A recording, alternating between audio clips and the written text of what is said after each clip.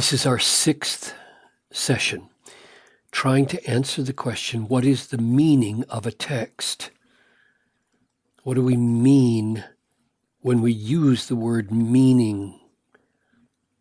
How am I using it in all these labs? And specifically, what's the meaning of a written text? And the answer I'm arguing for is that the meaning of a text is what the author intended to communicate by his words. Not what comes into our minds, our feelings, but the author defines the meaning of the text. And I'm sharing 7 reasons, and this is number 6, for this definition. And I'm going to let you read these. You can pause and read them if you want. I'm going to jump to the last 2. Last time, the reason I gave was that this definition of meaning of the author's intention to communicate through his text is that a text meaning then never changes. It's an event. And events in the past don't change. They just are what they are, which leads to number 6 in this session. This definition, therefore, of meaning gives us an objective standard to test whether an interpretation, a claim to know somebody's meaning, is right or wrong. Namely, the subjective standard is the reality, the unchanging reality of the author's intention communicated through his words. So if you define meaning this way, then you have an objective standard. Now, the Bible assumes that we do have an objective standard for right and wrong interpretations, and I'll just give a few examples. Jesus said to them in Mark 4:13, "Do you not yet understand, or do you not understand this parable? How then will you understand all the parables?" So Jesus is assuming that he has told a parable and it has a meaning. And they, no matter how creative they are in bringing their ideas to the parable to assume they have ideas about it, they don't understand it, meaning they don't get Jesus' intention. Jesus' intention in the parables. Mark 9:31. The Son of Man is going to be delivered into the hands of men, and they will kill him. And when he is killed, after 3 days he will rise. But they did not understand the saying and were afraid to ask him. The idea of a resurrection after being killed, the Messiah being killed, rising, that intention to communicate what was going to happen, they just couldn't grasp it. They could not compute. They couldn't give a meaning to that which corresponded to Jesus' intention. Here's another example in John 10:6, the figure of speech Jesus used with them. This figure of speech Jesus used with them, but they did not understand what he was saying. In other words, this figure of speech carried a meaning that Jesus meant to communicate, intended to communicate, and they couldn't penetrate to the intention of Jesus. Now I'm going to give 2 examples that we've already seen in the very first session, but they're so important to show that the Bible assumes there is a valid meaning in a text, that if you miss it, you can't just say, well, I've got my meaning from the text. 1 Corinthians 5:9 and 11. I wrote to you in my first letter not to associate with the sexually immoral people. And they misunderstood him.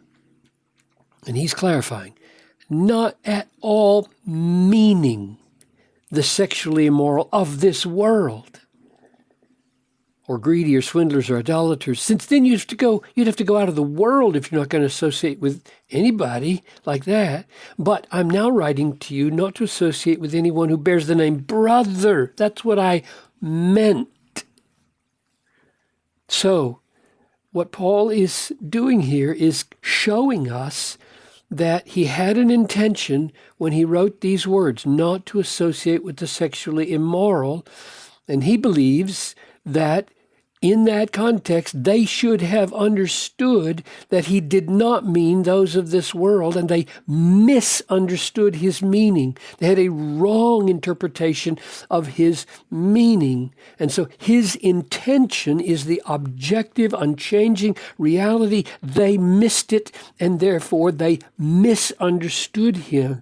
Their interpretation was not valid because there's an objective criterion, a measuring rod, a standard by which Paul could tell them they should have understood him, namely what he wrote and intended. One more.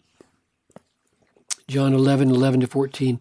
After saying these things, he said to them, "Our friend Lazarus has fallen asleep, but I go to wake him." The disciples said, "Lord, if he's fallen asleep, he'll recover." Now Jesus had spoken of his death. So Jesus intended death when he said Lazarus has fallen asleep. That was his intention. But they thought that he meant taking rest in sleep, and they were wrong. Their interpretation was not valid. And Jesus holds them accountable. Then Jesus told them plainly, Lazarus is dead. He meant for them to understand what he was saying because that was his intention in the context, and they should have seen it. So there is such a thing as wrong interpretations, invalid interpretations. They thought that he meant, but he didn't mean what they thought he meant, and therefore thinking what somebody means is not necessarily a valid meaning. We can't just define meaning as what we think a person means. It's got to be what they really mean, and this meaning that they put into their text becomes the objective standard. So I'm not going to read all these again, these summary reasons, but let's read the definition. I'm arguing that the definition of meaning, the meaning of a text, is what the author intended to communicate by his words. And here are the reasons that we've been giving, and just the last one again. This definition of meaning gives us an objective standard to test whether an interpretation is right or wrong, namely, the unchanging reality of the author's intention communicated through his words. That's the criterion, that's the standard, the measuring rod, the litmus test of whether our interpretation is right or wrong, whether there's any validity in what we claim for our own interpretation. If we locate the meaning of a text in the author, then it has objective validity. It has a standard. The interpretations can be measured as right or wrong by what the author intended. But if we locate it in the reader, what the reader comes up with, what the reader feels, what the reader sees, without reference to whether it corresponds to what the author intended, if we locate it there, we lose this objective standard. There will be no objective test any longer a text will have no fixed meaning. The meaning will always be changing according to the different readers and the different attitudes and feelings of the reader. And the Bible clearly assumes that there is not a flexible anything goes meaning, but rather an objective standard, which leads to one last grand reason that we turn to next time, namely, since the meaning never changes, and since therefore we have an objective standard, God speaks with authority here. We'll take that up next time.